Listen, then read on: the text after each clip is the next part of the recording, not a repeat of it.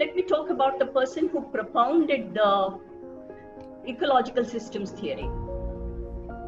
Yuri Bronfenbrenner, a Russian-born American psychologist. He was the one who propounded this theory.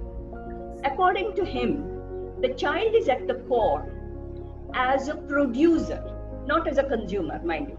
The child is at the core as a producer, and the caregivers, the family members, the school, the cultural values, the societal values are all in a concentric circle around the child. And it is an interactive system. And if the interaction stops, then the child from being a producer becomes a consumer.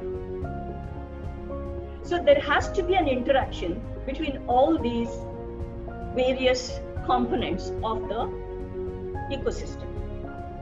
Now, in addition to this, since the online teaching is happening, the online teaching mode is not the same as the classroom environment. Having said that, let us look at what the scenario.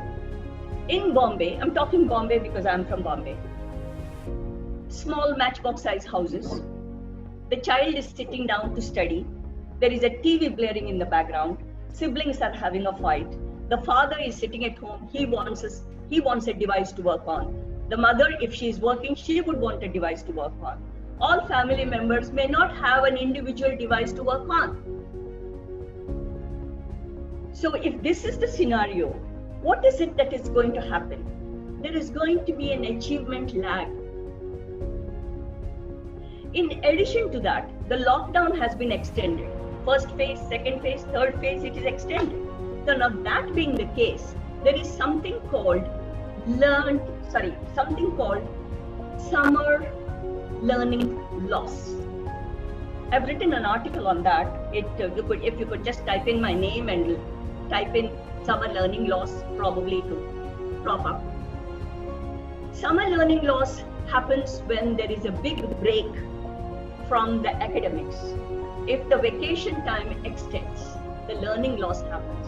When we reopen the school, we need to know whether we're going to have asynchronous learning, whether we're going to have odd even students coming in, whether we're going to have a shift system. We need to look into that. Reimagine is where the leaders need to decide what is going to be the next normal. Last R is the reform. A reform where the leaders have to think, the management needs to think whether their academic performance is going to be the same, whether it is going to be the same as the non-academic performance, whether the weightage needs to differ. Finally, a quote from Hillary Clinton: "It takes a village to raise a child."